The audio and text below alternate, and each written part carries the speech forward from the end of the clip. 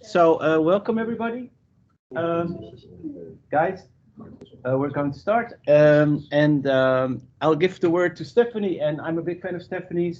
We have more fans in the, and I'm very glad she was able to join us. Well, I give the word to you, Stephanie. Okay. Hi everybody. Thank you so much for coming this morning. Well, it's 9 for me. I guess it's a little bit later for you guys. Thanks so much for coming. I'm just going to start my talk now. I feel like some of you already know my work, so I may mention some of those projects again, but that's okay. You can hear me talk about them in my own words. So let me just share my screen. Oh, okay. And you should see my Mac screen. And then you should see a big slide that says hello. So if you don't see that, tell me now. Okay, but otherwise, I'll begin. So hi, everybody. I'm Stefanie. I am based in London, and here I work as a designer, artist, and author who mainly works on experimental data design projects. And so the best way I found to describe the work that I make is to say that I'm a designer whose favored creative material above all others is data. So instead of using photography or pencil or video to communicate about or respond to a subject, data is the material I choose to work with. And when I use this material, I try to communicate messages that will go beyond just the insights found within the data, where often my end intention is to create work or communicate a message that's more emotive or more subjective than what you might find within a more traditional chart or dataviz. Another thing about me is that, code is not the center of my practice. I mean, I do collaborate with developers and I can sort of find my way around barely, but this really comes from the fact that early on in my practice, I would analyze and gather data by hand a lot. And this really early constraint further influenced me to work with data in a very handmade way. And so you'll see this influence through some of the projects that I'll be touching upon today.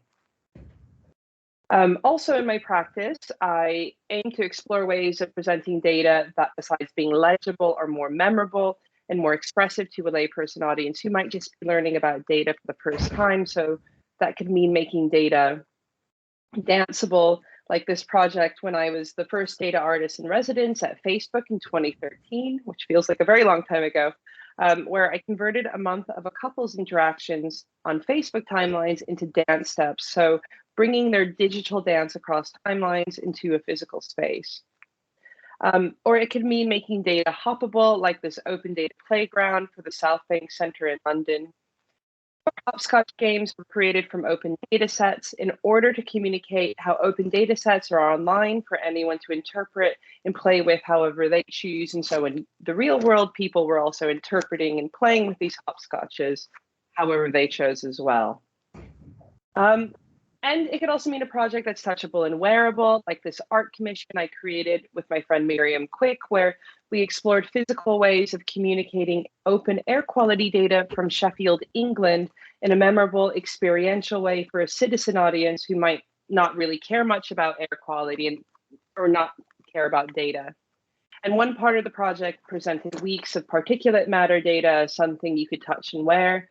And then the other part communicated a day of pollution levels in Sheffield through glasses that would make your vision more or less polluted and hazy depending on the data. And more though, sometimes I call this way of working post-infographic, where instead of just visualizing a data set in a kind of more straightforward traditional way, like in an information graphic, I often instead work with data in more flexible ways. And I think my current way of working, it feels like a natural progression of our recent data visualization renaissance that happened about a decade or so ago, when information graphics and data visualizations exploded across like everyone's collective cultural consciousness. And I say renaissance because we know this isn't new, of course. All sorts of people are using charts And William Playfair invented the pie, the line, the bar chart in the 1700s. It's just that there's this rise in the use of diagrams and data to communicate messages to a lay audience. And so, this kind of boom happened, and it was at this time that I left my job in publishing and book cover design. And then I jumped into this quickly expanding field, creating lots of information graphics and data visualizations similar to what I just showed you on screen. Where at the time, and it still is, of course, because this is totally a valid way of responding and working with data. At the time, you see on screen is this process where if you have data, you turn it into an explanatory infographic or data visualization, or however you want, information graphic, whatever you want to call it.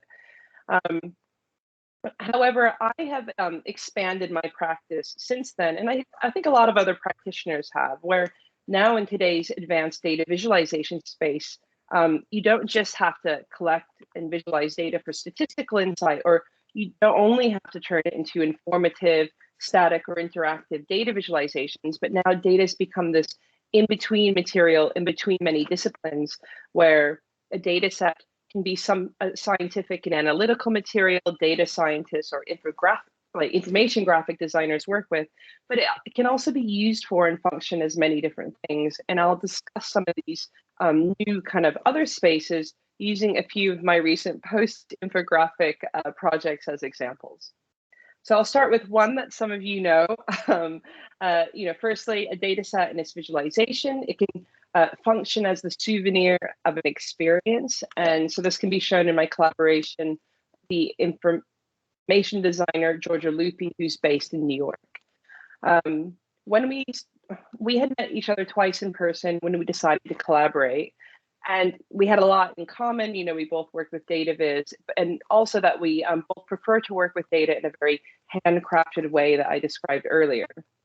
And so we decided to challenge ourselves. Could we get to know each other better through our data alone? But she lived in New York, I lived in London, so how could we create an off-screen collaboration? And in the end, our greatest challenge, being long distance, was our biggest asset. And together, we came up with this project we called Dear Data, this year of sending each other hand-drawn data postcards back and forth across the Atlantic. So this lasted a year, where every week we would collect our personal data around a shared topic to investigate aspects of ourselves or our lives, and then we would then share this data with the other person.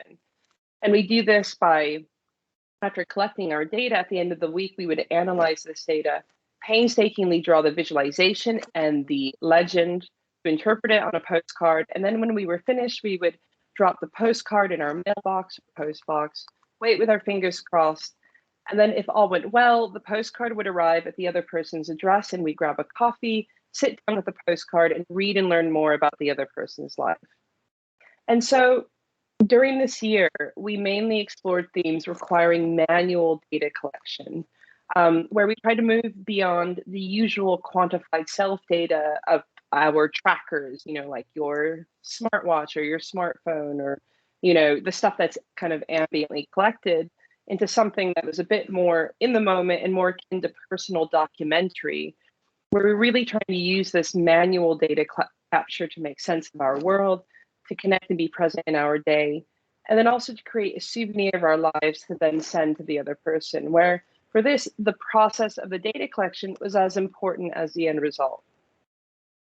And this project lasted a year, so it culminated in 52 weeks of personal data sets and custom visualizations, and examples of some of mine are seen on screen. So that was a really quick run through, but you can also find the project in book form. It seems like I saw a book face, so have a look there. And then there's also a second book, Observe, Collect, Draw, a visual journal that people can use to document their lives through gathering and drawing their own data, similar to the Dear Data project. And another nice thing is the original collection was acquired as part of the permanent collection of MoMA in New York in 2016. And it's finally on display in their most recent gallery rehang, which is great if anyone ends up in New York. And so that has been a really nice response to the project. But one thing that is probably the most impactful is really that we found that this manual domestic way of introducing to people introducing people to data resonates with them. And so we've received lots of emails from people starting their own Dear Data-esque correspondence projects, or are using it as part of their teaching curriculum for all ages, from primary school and beyond, to help people learn to collect and present data. And so it's been really great to see that a wider audience has connected with this project in a way that we never anticipated. And I think that it's great that this response is so positive. You know, it means that people now see data collection as a new way of documenting and better understanding themselves and their world, where today some people document and reflect through taking photos or writing journals, and others document with data, spreadsheets, and tick marks, where, you know, now data and data gathering is seen as like the opposite of big data. You know, it's something that's part of our human experience. So, you know, with this approach, it's pretty different to that kind of, you know, we're working with data, more people are working with data in a different kind of step-by-step process than the previous infographic route. So that's one way. So what else can we do with data in our post-infographic world? Well, a data set can also function as something that an artist will respond to and work with. And I mean, this makes sense because today the data sets around us are as much a part of our world as many of the other traditional subjects that artists have responded to over the centuries. And in this space, the way data is used is much more flexible than traditional data visualization, where there's space to break the rules that many practitioners use to guide the creation of more traditional charts. Recently, like I was sort of exploring these themes when I was on an art residency with the UK research group People Like You. And they're a group looking at the outcomes and consequences of data personalization. So data personalization is what it says. It's where data is used to personalize our experience across many fields, like Netflix serving you, you know, shows that, like, you know, it thinks you will like based on your viewing history, or Amazon serving books to you based on your buying history, and so on. But for me, my focus was on the use of data to personalize medicine and tailor it to patients. So this sort of residency was called an art as inquiry residency, where the research derived through my art practice complemented the more traditional research on this project. And my research focused on how the people who work with medical big data perceive the people behind the numbers who consent to their data being collected and stored in biobanks. So it's a, you know, very specific kind of focus of my research. So what is a biobank? A biobank, it's like a library for biological samples and data for use in medical research. So the biobank will collect, process, and store these samples and data, and then different scientists can apply to use them in their research. And then, yeah, they do this to study different health outcomes. So my focus of my research was on the UK Airwave Health Monitoring Study, a cohort study in biobank that's been following the lives of about 54,000 members of the UK police force since 2004. And when starting my research in this process, like this residency, I started by creating the rough diagram you see on screen to map the flow of data from the donating participants to the researcher. And I also interviewed researchers, investigators, lab technicians, and more to truly understand how these people behind the data are seen at every step of this process. So at this point, I needed to find a way to create an artwork from my findings. And normally I would do this by finding a data set and then visualizing it. And so I had some data collected in this drawing, this mapping that you see on screen, but not very much. And otherwise, I did have a bit of a problem, as I can't actually access the actual study data because it's obviously very secure due to how sensitive it is. And unfortunately, making an artwork is not a valid research reason to use such highly sensitive data on people, which, I mean, does make sense. And also, though, it's really hard to visualize this data collected by the study in any precise way because, you know, they didn't collect the same data all the time. It's been running for 20 years. Sometimes they started collecting something and stopped it. Some participants might have their DNA mapped, others not. So it's not necessarily consistent across everyone. So the data within the study itself is sort of messy, and there's no one perfect way of representing this data anyhow. And so at this point, I had to accept that I couldn't do what I normally do, which I think is what we all try to do with data, is be precise and completist and have all the data all at once in a way. Yeah, like these visualizations on screen. Like this feels like the natural process. But instead, I needed to embrace uncertainty and flexibility when representing this data, instead of aiming for this data perfection. So I started in a different place for this project. I started by I created small sketches of various processes within the airwave study system in order to better understand all the working parts. And at the same time, I became interested in Marcel Duchamp's artwork, The Bride Stripped Bare by Her Bachelors Even, otherwise known as The Large Glass. And an example of this work is seen on screen. So for this work by Marcel Duchamp, the work is an artwork, but you could also say it's an artistic diagram of a process that Duchamp was trying to visualize, of a bride stripped bare by her bachelors, whatever that means, artists, right? But in this diagram, every single visual element has a reason, and the artwork can be fully annotated to explain this process. And so I became interested in creating similar artistic diagrams during my residency, faithfully presenting whatever data and information I had discovered, but also accepting that my end result might not be completely accurate, but might need to sit in an in-between space where some creative license is okay. So with this in mind, I began to build a visual language where, similarly to traditional data visualization, common graphic elements represented specific processes discovered in my research and my interviews and so on. And I started by drawing a giant artwork showing the whole study system, using as much information as I could find, knowing that it was a little bit messy. Starting with a collection of data and samples from a participant within a clinic, then moving to the processing and preparing of this data and samples by various entities, to the storing of the samples in databases in long-term cold storage, and finally to the research undertaken using these data and samples, where data points and samples might be collected for a project, used by a researcher, and then dispersed.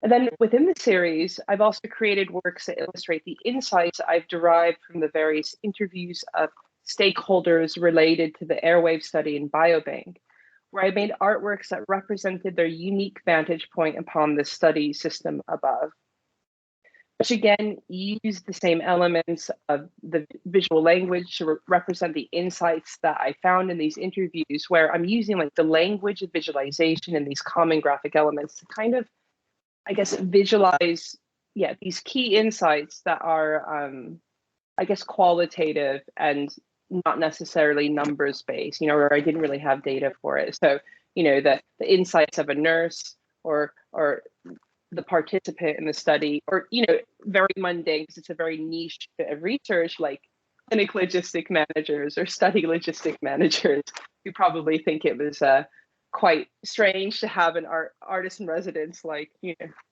combing their website and drawing these very detailed artworks about their jobs. All the way to the researcher who's using this data at the end of the process. Every single one of these artworks can be annotated. So they function like Duchamp's large glass, where when annotated as on the right, they provide this detailed glimpse for students and researchers involved in other cohort studies and biobanks to better understand every aspect of this process, representing my research visually as opposed to the standard form of an academic paper. Now, of course, this isn't proper research, but instead complements the research of everyone else within this group. And it's been really interesting seeing how various researchers have been responding to these post-infographic diagrams, where even if they're not precise renditions of the data, they begin to spark conversations and places to explore further. So this idea of data starting conversations, what else can a data set be in this post-infographic space? It can even be an interface for engaging with a community. And this is something that I've been exploring over the past few years, where I've been using data collection and visualization to start conversations with the community, where I found that respectful data collection reminds a community they're important and valued, and where by using this data to create an artwork, I feel like I'm immortalizing and commemorating their unique patterns and perceptions. And I started exploring this space a couple of years ago when I was the artist in residence at the National Maritime Museum in Greenwich, London. It's a really great building to just visit all the time. It was lovely. And while settling into the residency, I became fascinated by the collection of Royal Navy ship's badges that were on the walls around my studio door. Often witty and playful in their imagery, these Royal Navy ship's badges function as a visual identity of a ship similar to a traditional coat of arms. And while observing museum visitors, I began to see them as a fleet of ships where each visitor's ship brought their unique personality as their cargo into the museum. And so I decided that they should be commemorated with their own ship's badge made from their personal data. To acquire this data, I needed to create the artwork.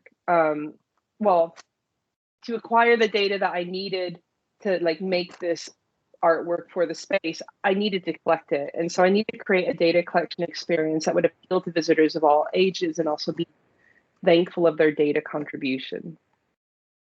My data collaborator, Miriam Quick, created surveys appropriate for children and adults that collected a mixture of basic demographic data as questions about their personalities, and then also asked what single word they would use to describe themselves. And the two of us collected data over 5 days through setting up a stall where we invited people to take our survey and then learn what ship they would be based on their personality. So the survey took a few minutes to fill out.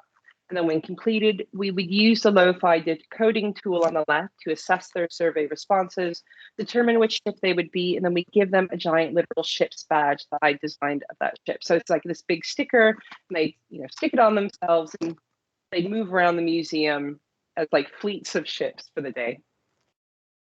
Next, we gave participants further context through displaying a tally board showing how many of each ship type took the survey, and color indicated where the survey taker was from. And so over the 5 days, we got 600 responses, which is a good amount of data to work with to make the final artwork. And this data collection experience process offered multiple points for museum visitors to learn about themselves in the museum, where some people really enjoyed reflecting upon their answers to the survey. Others were most amused and surprised about what ship they would be. And those were most interested in seeing the bigger picture, how their results compared with others in the tally board. So kind of offering different ins to the project in different ways.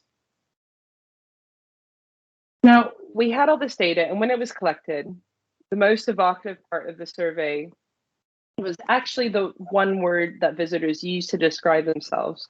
So we use this as our main mode of organizing our data. So I made first sketches where every word used by visitors was one badge. So some people use some words like more than once, like a lot of people describe themselves as unique. So there are lots of uniques lumped together, where demographic data like gender and age would inform the external frame of the badge. And then the internal scene would be created from the visitor's personality scores. And in this scene, the 5 facets of the personality test were visualized by the chosen animal, and then what they were holding, what they were sitting in, the weather and sea behind them, where every single element has a reason. And so this is some examples of what the final badges look like, each representing the aggregated responses for each word used to describe themselves, where every one of the 177 created badges are unique. And then this is the final piece on the wall, where this work offered a space for visitors of all ages to enjoy this artwork in different ways, where it functioned on multiple levels and for multiple and mostly younger audiences. So this interest in collecting data from communities in order to celebrate them also led to my most recent art commission, Updating Happiness. And this piece was commissioned by the Welcome Collection as part of their On Happiness season of events. And so this is what it looks like, the museum. And they describe themselves as a free museum and library exploring health and human experience. And so the way that they do this is they commission artists for the gallery and across the UK to respond to various topics. So it's a real dream. It's like such a great opportunity. It's a real dream of mine to be one of these artists too. So I was originally brought on board by the curators to create a work using data that functioned as what they called an emotional check-in for the visitors to the exhibition that would give them the opportunity to think about their own happiness and then also their perceptions of happiness. So when I was researching this project, I became interested in these happiness quotes that sometimes seem, some parts of Instagram just take over. So you can find millions of these, and they all have a very particular aesthetic. They've got pink backgrounds and people reaching up to the sky, beaches, sunsets, and the like. And so for me personally, I don't really like these quotes. I feel like they're pretty superficial because they don't really explore what makes us happy as individuals. And so they don't really paint a diverse picture of happiness.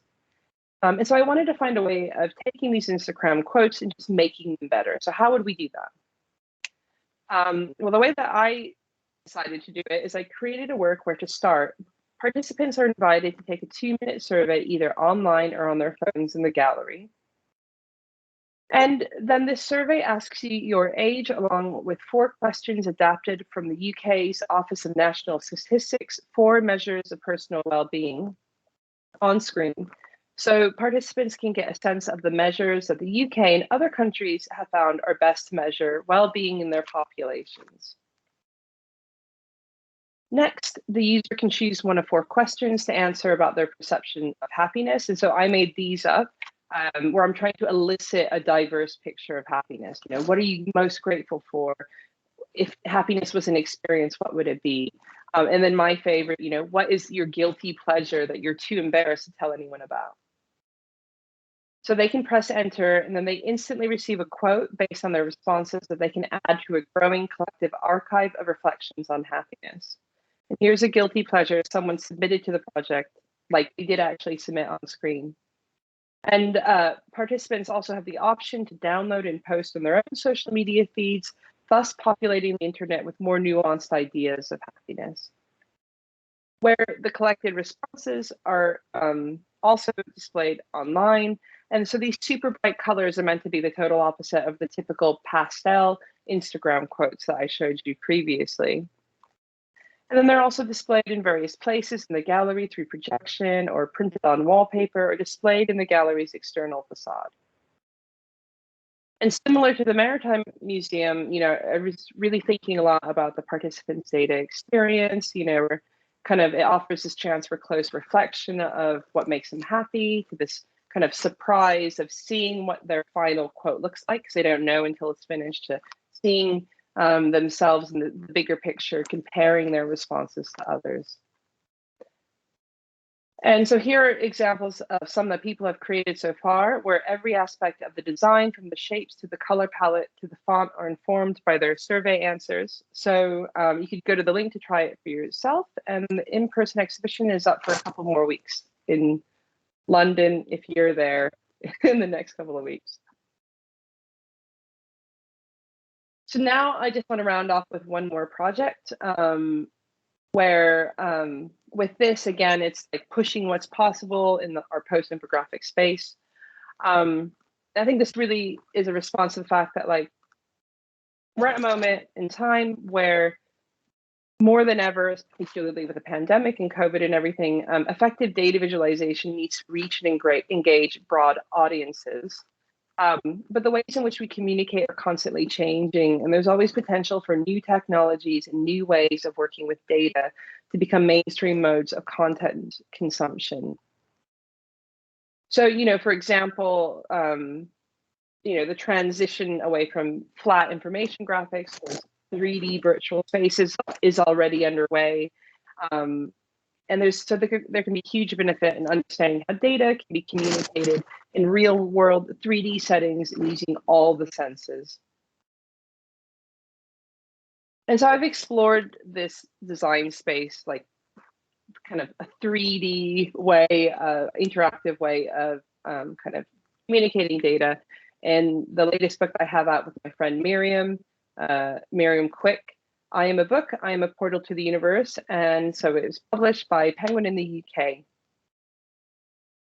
So about this book. So this book started with a meeting in a cafe in South London where we both felt like we were suffering from what we call chart fatigue. We felt like we were doing, we just felt like we were doing too many charts. We just felt like we weren't doing anything new with how we worked with data, and we were stuck in a rut. So we wanted to, come up with something new. And our chart fatigue meant we also felt a little bit weary of well-worn formats like the infographic book. So this is an innovative format a decade ago that is one of the things that completely transformed the data design landscape. And it is one that we both worked on in the past and do love, but it has long since been superseded by the online graphics that people put forward these days. But we still love books, and so we asked ourselves, how can we make something different than the standard info book, and what would that mean in practice? With all of this in mind, we began to brainstorm new ideas for collaboration while dancing my baby to sleep in a cafe. So this is a photo of the moment, and we came up with our superbook idea. What if we made a book where the book itself is the measuring device? So we began to develop the general concept. So the book itself is a measuring device that can be used to measure things. And it's a book for almost everyone from children age 8 and up to adults.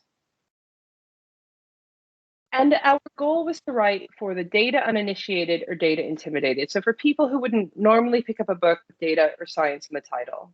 So we wanted the book to be accessible enough for children, but be entertaining enough for adults with a bit of bite and humor to it. And finally, our golden rule and biggest constraints. All of the data should be represented on a 1-to-1 scale, printed on the page actual size. So what would that mean in practice? Well, firstly, this is our remit. The book is a love letter to the universe. It tells you stories about a universe that's dynamic, constantly moving and changing, full of millions or billions of living organisms and countless mysterious, elusive things flying through us or away from us. Like this spread here, which estimates that based on the book's volume, there are probably about 187,000 relic neutrinos passing through it at any one time. And relic neutrinos are subatomic particles left over from the first moments after the Big Bang. So by being a measuring device, the book is like a portal to the world around you through which you can see things that were previously invisible. So it's a scientific book, but it's also a story for both children and adults. So for example, in the spread, the book flies to the moon where it gathers a blanket of moon dust as thick as one of its own pages. In reality, this would take around 200 years. But there's magic on the spread too, because after all, a talking book is flying to the moon. So we settled for a balance between fact and fantasy we decided to call data-driven magical realism, where Miriam is the main, she did all the research and writing. She made, she was the researcher. Miriam made sure that all the numbers were as accurate as possible and based on peer-reviewed research were possible, but mixed with flights of fantasy and playfulness. Where the playfulness was again underpinned through ensuring everything was fully referenced. So this is some of the small print. It was this big appendix at the back of the book written by Miriam where we explain all of the background calculations and assumptions behind each spread. So how do we visualize the data? Well, it's not like any data-informed book you've seen before. So it is a book with no charts and no infographics, where instead the book only communicates its data using its bookie superpowers. So it's ink, typeface, page size and thickness, volume, weight, and more. Where we might use the double O's within relevant words to represent to scale the actual size of various animals' eyes in a spread. Or you might have to drop the book from waist height to understand how fast it moves through the air. Slam it shut as hard as you can to hear how noisy sunshine would actually sound if space was in a vacuum. or find out exactly how many stars are born and exploded during the time it takes to turn a page. So this is not an e-book, and it never will be, where we explicitly challenge ourselves to make a data book without using the word data anywhere in the book, except for our bios where it couldn't be helped. And so it took 2.5 years of hard work from that meeting in a cafe to publication. So after all of that, did we actually succeed in making a book that went beyond the usual info book? Just last week, I'm very happy to say that our book won the Royal Society's Young People's Book Prize 2021. So this is a prize that supports the writing of excellent, accessible STEM books for under 14s. And if you don't know what the Royal Society is, it's based in the UK, and it's the oldest national continuous scientific institution in the world. So Isaac Newton was once its president. It's been around for hundreds of years. And so this is a really huge honor from a huge institution. And best of all, for this prize, while the shortlist was named by a panel of adult experts, the final decision was based on the voting of 11,500 young people aged 8 to 14. And so their decision to vote as the winner is testament to the fact that these new approaches that Miriam and I are exploring actually work. So it's not just me talking about how it's so great in a talk like this, but people, so young people, really respond to these embodied physical ways of presenting data. And just as a postscript, you can find the book online if you want to know more or learn a little more about it. So just to sum up some of my findings in working in this post-infographic space, and then I'll give you a few tips. Firstly, data collection and visualization has become a form of personal documentary for many people, where the process is in many ways more important than the end result. I think that's really important. Also, I am starting to see or realize that less accurate, more flexible presentations of data still have value to an audience, where working in this blurry space might be the right approach to representing data-driven concepts that are in their own way blurred and messy. And I'm also finding success in using data collection as an interface for engaging and responding to a wider community, where it functions as an icebreaker to start deeper conversations. And finally, I believe in the value of more embodied experiential approaches to representing data for a wider audience, where a reader can experience data directly in front of them on their scale, and further exploration of this approach is vital to moving the data design space forward. Okay, so that was about me, but now I'll just round it off with a few things just to wrap up. A few tips on becoming post-infographic and how you work with data.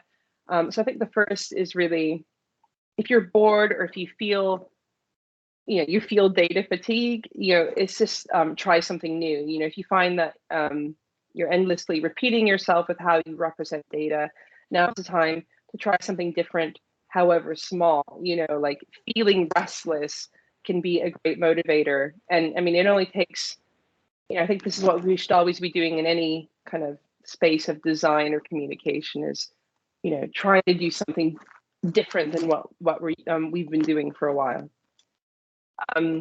Next, this is something really important that I do a lot is just, look out of the field, data visualization and infographics for inspiration. So, and mix genres and influences when presenting data. I think that multidisciplinary projects that don't quite fit in any kind of boundaries of traditional design or traditional spaces are really what move this field forward.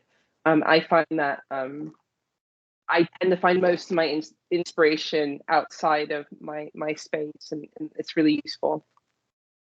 And another reminder is just really that virtually anything in the world, from stones or plants or pasta or pianos, singing or skipping, it can all become a variable that communicates data. So you're not limited by graphic elements on a page or screen. You can really use anything. And once you know that, I mean, there's so much scope for experimentation. Then I think my final bit of advice is just don't be intimidated by chart rules. Like, they are important, and I guess on chart Twitter, data Twitter, there's a lot of people that spend a lot of time thrashing out these rules. But I think ultimately, just consider the context and how you're working with data, strive to present your data or information in an honest, transparent way, have a good reason for all your decisions, and experiment. And I really believe that an open, flexible approach to making data visualization is just going to be so much more intuitive and enjoyable than one that you feel really, that's heavily rule based, where you feel really confined by that. And yeah, that is it from me, and I'm here for some questions. Thanks. Stop sharing now. Okay, thank you.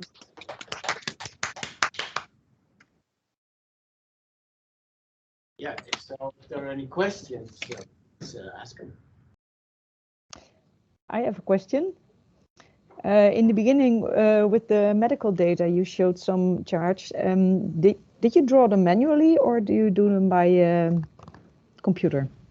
Oh, okay, yeah. So the way that I did all of that work, I came up with ideas with pencil and paper, but then because I really like working with colored pencil, but then when I was making the actual artworks, I did a mix of, I drew a lot. It was a mix of working on iPad in Procreate, and then maybe doing some things on paper, creating kind of really complex, multi-layered Photoshop files. Because then I think also I used Illustrator to create all the hard-edged vector elements.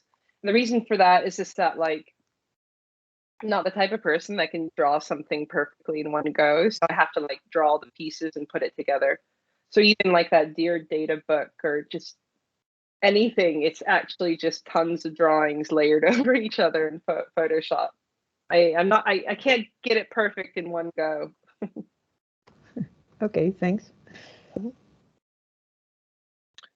Yes, the only thing I would also, sorry, I'll just finish. The only thing I would say is also, I think like I did a residency in a pandemic, so it was like not how it was planned. So I was ready to make big work. I was bound by the limitations of my kitchen table or my spare bedroom.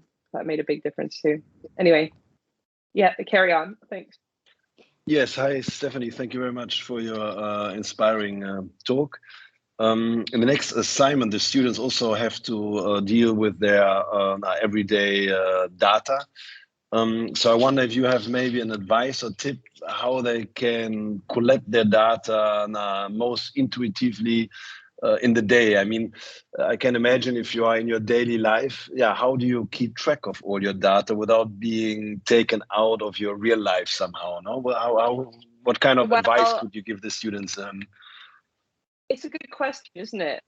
Like, it's funny how collecting data, like, it helps you notice things, but it does take you out of other things. I guess it depends on what data you're collecting, right? Like, I found collecting laughter really was a bit takes you out of the moment. But the advice I could give is that, well, firstly, like, doing it on your phone is going to be the most discreet way. I always used, if you have an iPhone, the data visualization designer, Nicholas Felton, has an app reporter for collecting data. You can like set up all your questions. It also collects like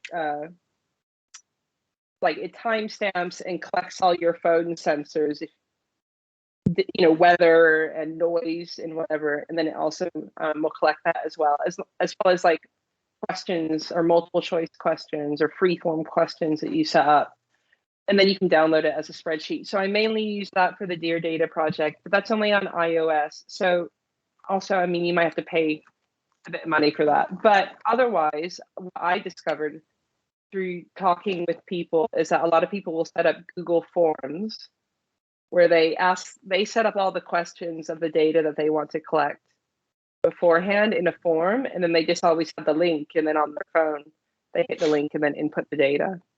So that's another option. And then again, that you get that as a spreadsheet. So I think those are the two most effective ways I Yeah, found. so it is a digital way to collect it. So you would not do it Yeah. actually just on a piece of paper. Well, we did try that the first week in the project, but it just like, oh yes, let's do That's it all messy. manually. Yeah. But it was really hard, and there's something less discreet about pulling out a tiny little notebook and then writing it.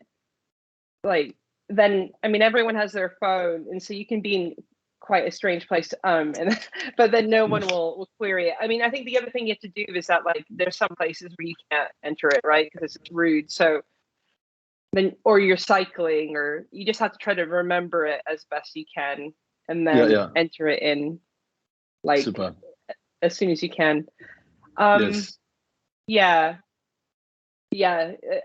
So it's manual in the fact that, oh, and then we'd set timers, like if you wanted to collect data every hour or something for the whole day. Ah, that's also a good one. Yeah.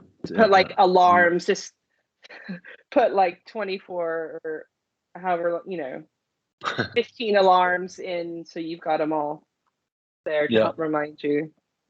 Cool. Yeah, I think reminder is also a good idea to implement now, like a kind of trigger which reminds you of now maybe I have to take a note. Okay, from my point, one last question. Maybe it's a stupid question. I know that designers don't like to hear this question, but if you have like 2 or 3 inspiration sources, you said now people get your inspiration outside of your own field, which is of course always a very good advice.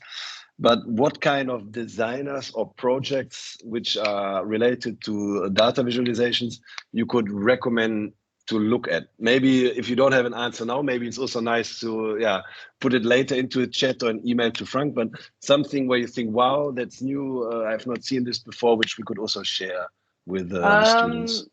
Yeah. But maybe it's also something for later. It's always difficult when people ask you about inspiration to immediately come up with the right thing, but maybe it's also interesting at a later point of time to send us 2 links or something. I don't know. Well, I mean, I guess, like, I mean, have you probably heard domestic data streamers in Spain seem to be making interesting physical data interactions, and then there's like the dataviz. They're really random, my influences. Like, there's the physical data objects archive. Have you seen that? It's no. dataphys.org.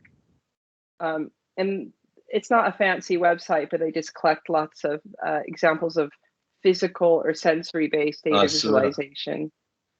What was the name again? Data? I don't think I can.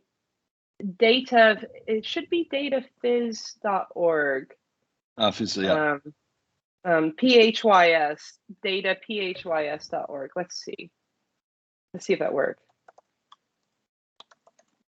Is that right? No. Oh, wait. Yeah, don't worry. Yeah. Dataviz.org will kind of take you to, you can look at their archive. Yeah, cool.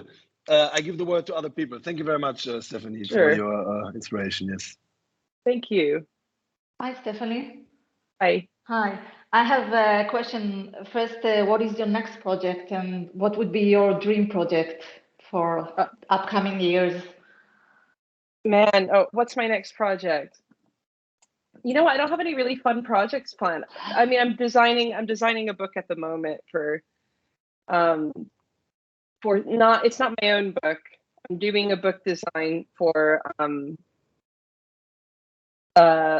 just for somebody else. But the reason I took it on is because the person is like, I can't say who it is, but it's for a very important person, and I couldn't say no to the book design. So I'm doing that at the moment, and then that's it. I need to find. Oh, and then my Miriam and I need to come up with a new book idea together to kind of ride the success of our first book. So that's what we're thinking about. And then what would be the ideal project?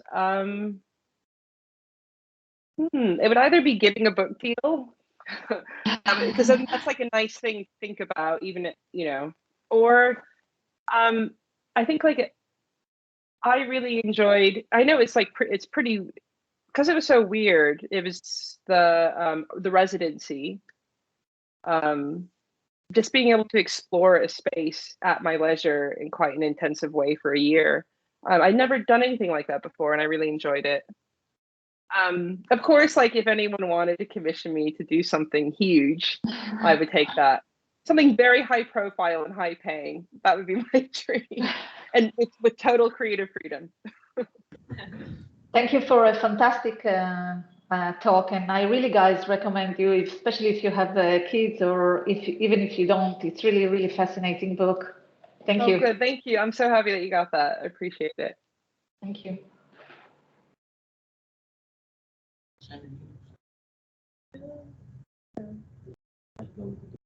Yeah, I have one question. First of all, thank you for sharing these very inspiring examples of your work.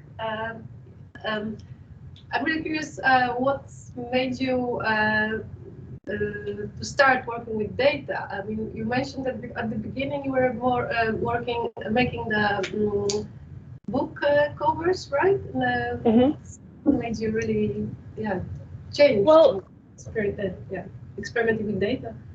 Well, when I did my master's in communication design at Central St. Martin's in London, when did I graduate? In 2006, so that was a long time ago. 15 years, 16, it'll be 16 soon. And so when I was there, it was communication design, and I was in like an information design pathway. And so I had to come up with my final project. In my final project, I called Writing Without Words, where I was exploring ways of visualizing writing styles in literature. And so I focused most of my work on the book On the Road by Jack Kerouac. So I created these quite elaborate maps of the structure of the book, and then looking at visualizing punctuation and theme and sentence length and so on. And so this was something that I was doing where at the time I called it mapping, because I don't know, everyone in graphic designers, communication designers love good map. Everyone loves a good map, right? So it was always called mapping. And so even in my MA, no one was talking about this is data visualization. It was just mapping. I didn't even know I was obviously collecting data, but it was mapping. And so then when I left, I thought, okay, well, it's because I really love literature and books. And so I thought, okay, this opportunity for a book cover designer job at Penguin came up. And so then I moved into that space because I thought, okay, I really love literature. But then that project went viral on the internet before there was Twitter and everything. So it was on a few big blogs. Remember those? And so instead of getting retweets, I honestly had 30. I just get tons of emails. Just my inbox was flooded with emails, and then I was getting freelance requests of oh, do this with my data, or maybe you can do information design and blah blah blah. And then that's when I realized that this was actually a space that you could work in.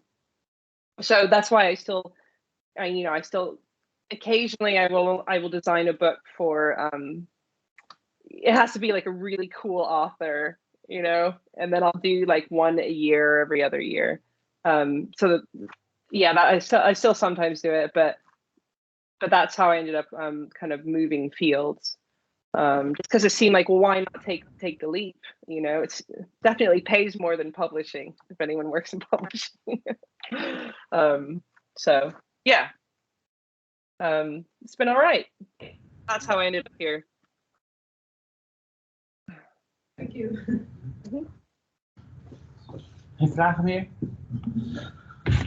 Well, thank you, Stefanie. It was really inspiring, and I really love the way you push the boundaries of what data and data visualization is, and we're still exploring it, and that's really inspiring to me, and I hope also to my students. Our students, I should say. Well, it's you've been around for an hour now, so I guess you had enough already here. Thank you so much, and we will be visiting with our students London in May. So if you have any tips, I will I look forward to receiving them in my inbox. Yeah, I'll have a think and recommend. I feel a bit that the UK is re-emerging from. Yeah, I know. You know That's it's why all we opening up again. So I feel like I don't even know what's going on, but I'll have a think and I'll let you know. Oh, that's great. Great, thank you so much. Okay. Yeah, thank you so much for all the nice words about my work. I really appreciate it. It's a good way to start the week. Thank you. Yeah, great. Okay, thank you so much. Bye bye. Thank you. Thanks.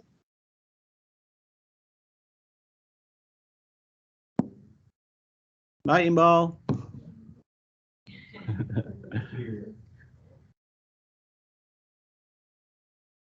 So.